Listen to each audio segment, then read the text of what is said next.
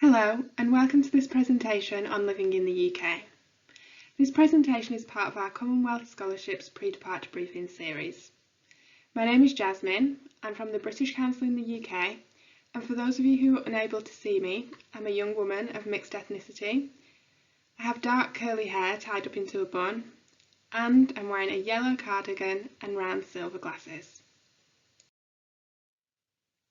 The UK is a vibrant cosmopolitan country with many traditions, customs, music, celebrations, accents, people to meet and places to visit, and we hope that you're able to discover all the UK has to offer whilst you're here.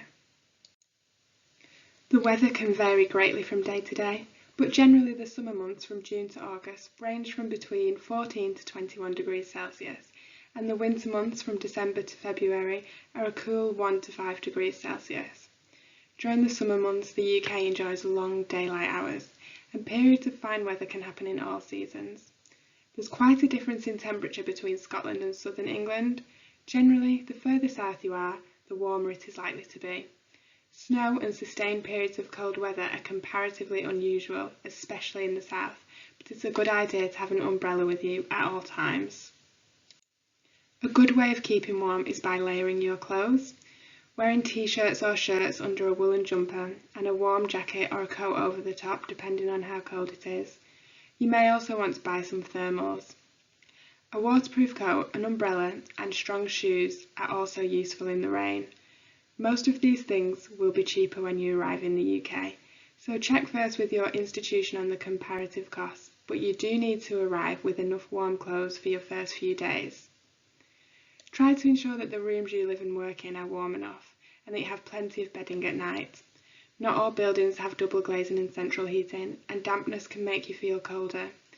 On the other hand, be careful not to keep your room too hot, as gas and electricity can be expensive and it will feel even colder when you do go outside. Local travel around the UK can be expensive, and it's worth checking out which mode of transport is more economical. Buses and coaches tend to be cheaper than trains, but if you book early you may benefit from some savings. It's also usually cheaper to buy weekly or monthly travel passes than paying for single journeys. Your institution may be able to help and provide you with some advice about travelling around your local area. Eating the right food and enough of it is vital for keeping warm and healthy. If you're living in a catered hall of residence, you will probably be given a balanced diet, but you should still be careful to make sure that you eat enough fresh fruits and vegetables. If you have any special dietary requirements, for example any religious reasons, make sure that the catering authorities know about them. If you are cooking for yourself, eating healthy can be more difficult, especially if you are preparing your meals for the first time. Most big towns have stores or areas where you can buy food from different parts of the world, so you should be able to find food that is familiar to you. But it can be fun experimenting with new and different types of food if you have the time, and cooking does not have to be expensive. Food costs vary. As a rule, supermarkets will be cheaper than the corner shop, and street markets will be even cheaper than the supermarkets. Vegetables that are in season are usually a cheap source of food. If sometimes you do not have the time or the inclination to cook for yourself, a meal at your institution or student union will probably be the cheapest alternative. Restaurants can be expensive, although local cafes can be good value for money. Each city will have their own transport systems, so we recommend reading any information provided by your institution or looking at the Visit Britain website for more local information. There are lots of resources available about accessibility and public transport in the UK. If you need any specific information about accessing public transport, please download Doing Transport Differently, which is a guide written for people with a disability. It covers the benefits of using public transport. It also explains what kind of access is out there and how you can plan your journeys and what to do if things go wrong.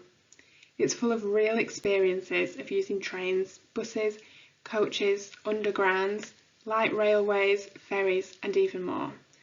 For any more information on this, please visit the Study UK website. When it comes to thinking about your accommodation options, don't panic. Think about your requirements and needs before deciding what type of accommodation to choose. Universities provide secure accommodation, but there are other options available. Consider the location, as accommodation may be cheaper because it's further away, but then you will have travel costs. Check carefully any terms and conditions in the accommodation contract and ensure it covers the length of your time in the UK before you sign. If you are applying for university accommodation, you may be asked to pay a deposit. Please do not pay any accommodation deposits. The CSC will not provide reimbursements. If you are asked to pay a deposit, please contact the accommodation office at your institution and let them know that you're a Commonwealth Scholar and ask if they will waive the deposit. You can provide a copy of your notification of award to show that you are a fully funded student and that you will be able to pay the fees upon your arrival in the UK. If they are unable to waive the deposit, ask if they will accept a deposit deferral letter from your CSC programme officer. If they will accept this letter, send the details of the accommodation office to your programme officer, who will then issue you with a deposit deferral letter once your award has been confirmed. The CSC is unable to act as a guarantor or provide references. If you are a shared scholar, you will need to speak to your university regarding any deposit issues in the first instance. If you decide to rent privately, please ensure you read all contracts carefully, and deposits should not be paid in cash. Your CSC programme officer will be able to advise how your allowances will be paid to you. We recommend arranging an international bank account or bank card before you arrive in the UK, as you may be unable to open a UK bank account in your first 2 weeks.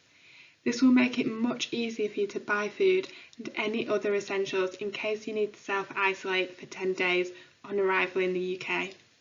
Please do not bring large amounts of cash with you. Your living costs will vary according to your type of accommodation, how much you travel, and where in the UK you'll be living and studying. It's important that you have a realistic idea of what your living costs will be before you arrive in the UK. Studying in the UK is good value for money, and the average living costs here are lower than in both the USA and Australia. You can expect to pay the following: between £800 and £1,300 a month to cover your rent, bills, food and any other living costs, from as little as £10 a month for a mobile phone contract, around £2.50 for a cup of coffee from a high street cafe, and around £40 a month for a monthly gym membership. These and other costs will differ depending where in the UK you live and study, with London and other major cities being more expensive. The UK Council for International Student Affairs webpage on the cost of living also has great money saving tips. There are also a lot of discount and voucher websites which promote current deals for shops, restaurants and activities. You can register on these websites to receive regular emails with updated offers or download the apps. Some have national offers, and you can also input your location to receive information on offers for your local area.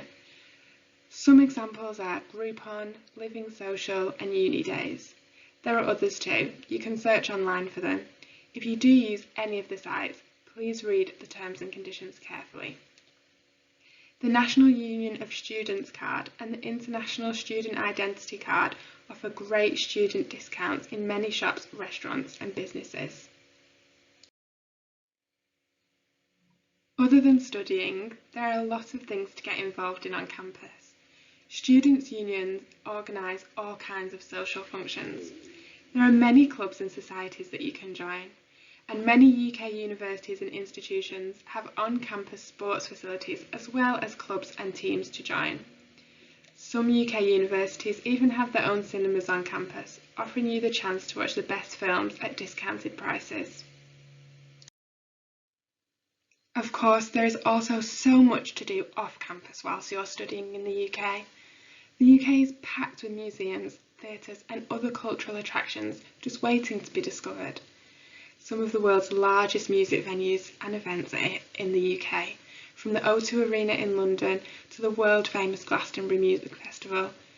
Many world-renowned artists and bands also play at UK universities and colleges, and small bars and cafes often host live music and dancing. Almost every town and city will have a cinema with films from around the world. Hollywood releases will be easy to find, but the major cities also have cinemas specialising in foreign and independent films. And of course, we're fanatical about every kind of sport here, and many of our athletes and clubs lead the world.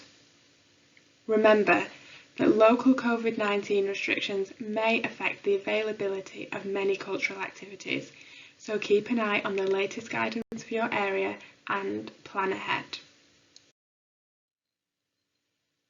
Finally, let's talk about food. Lots of local supermarkets offer online delivery services.